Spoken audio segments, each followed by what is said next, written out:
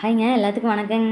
இன்றைக்கி வந்து ஈரோடு ஸ்பெஷலான நல்லாம்பட்டி சிக்கன் எப்படி செய்கிறதுன்னு பார்த்துர்லாங்க. சரிங்கண்ணா, இந்த சிக்கன் பார்த்திங்கன்னா அப்படி ஒரு டேஸ்ட்டாக இருக்குங்க. சரிங்கண்ணா, நல்லா டேஸ்ட்டாக இருக்கும். பார்த்துர்லாங்க. அதுக்கு வந்து 2 ஸ்பூன் மல்லி, 1 ஸ்பூன் சீரகம், 1 ஸ்பூன் சோம்பு, 1 பட்டை, மிளகு, 1/2 ஸ்பூனுங்க, கொஞ்சம் கருவேப்பிலை. ஓகேங்கண்ணா.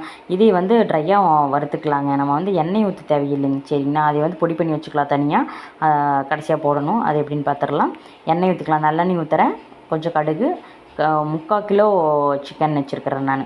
சரிங்கண்ணா, 3/4 கிலோவுக்கு ஒரு 1/2 கிலோ சின்ன வெங்காயம் போடுறேன். ஒரு 4 வரமிளகாய்ங்க. அதுக்கப்புறம் தொளிச்சு வச்ச சின்ன வெங்காயத்தை போட்டுடலாம் 1/2 கிலோ. அவ்வளோதான். நல்லா வணங்கட்டுங்க. கொஞ்சம் உப்பு போட்டோம்னா கொஞ்சம் நல்லா வணங்குங்க. அதனால் நம்ம வந்து இந்த ஸ்டேஜ்லேயே உப்பு போட்டுடலாம். கல் உப்பு போடுறேன். போட்டு நல்லா வணங்கட்டும். ஒரே ஒரு தக்காளி, பெரிய தக்காளி அரிஞ்சு வச்சுருக்கிறேன், அதையும் போட்டுக்கலாம்.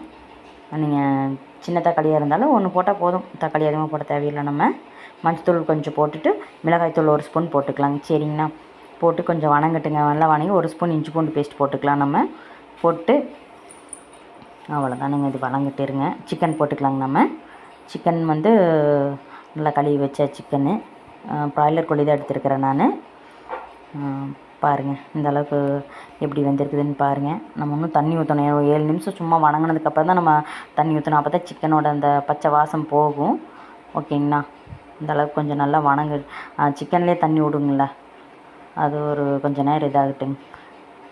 பாருங்கள், இந்த ஸ்டேஜ்க்கு நம்ம தண்ணி ஊற்றிக்கலாம். தண்ணி சிக்கன் முழுகிற அளவுக்கு தண்ணி ஊற்றிட்டோம்னா அது நல்லா வெந்துக்குங்க. பாரு, நல்லா வெந்து வருதுங்க. மூடி வச்சுட்டு அந்த பொடி நம்ம அரைச்சி வச்சுருப்போங்களா, அதை போட்டுக்கலாங்க. ஃபினிஷிங் ஒரு 3/4 வேக்காடு வந்தோடனேயுமே அந்த பொடி போட்டோம்னா நல்லா இதாகிக்கிங்க. ரொம்ப ட்ரையாக வேணும்னா நீங்கள் ட்ரையாக பண்ணிக்கலாம். செமி கிரேவியாக வேணும்னாலும் நீங்கள் 3/4 இதோட இது பண்ணிக்கலாம். தண்ணி வந்து ரொம்ப சுண்ட வைக்க தேவையில்லை. சரிங்கண்ணா, பாருங்கள் அப்படி ஒரு டேஸ்ட்டாக இருக்கும். சிக்கன் சிந்தாமணி, பள்ளிவாளையம், இது 3மே கொஞ்சம் கிட்டத்தட்ட ஒரே மாதிரி இருக்கும். ஒவ்வொரு பொருள் வந்து கம்மியாகும் எச்சாகுங்க. அவ்வளோதானுங்க. சரிங்கண்ணா, பாருங்கள் நல்லா டேஸ்டியாக இருக்கும். இன்னும் கருவேப்பிலை கொஞ்சம் போடுறேன் ஃபினிஷிங்கில். கொத்தமல்லி போட்டோம்னா டேஸ்ட் மாறிடும். அதனால் கருவேப்பிலை மட்டும் போட்டு நம்ம வந்துங்க ஆஃப் பண்ணிடலாங்க. சரிங்கண்ணா, வாங்க சாப்பிட்லாம். நீங்களும் ஒரு தடவை ட்ரை பண்ணி பார்த்துட்டு சொல்லுங்கள் எப்படி இருக்குதுன்னு.